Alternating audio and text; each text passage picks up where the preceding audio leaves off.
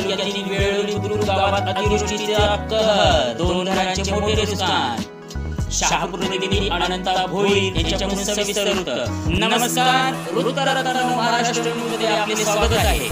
महाराष्ट्रभर सुरू असलेल्या मुसळधार पावसामुळे ग्रामीण भागातील जनजीवन विस्कळीत झाले असून शेतजमीन, रस्ते, घरे यांना मोठ्या प्रमाणावर फटका बसत आहे।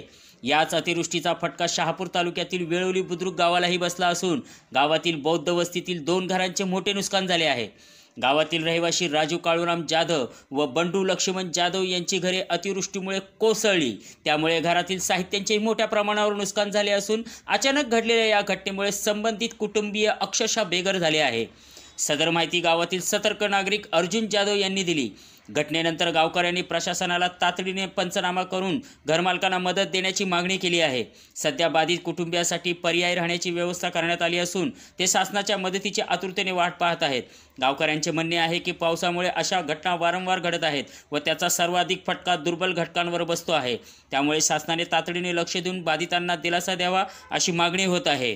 2 दिवस कालपासून जोराने पाऊस असल्यामुळे माझं घर पाठी 4 वाजता कोसळलंय, तर मला मदत हवी आहे।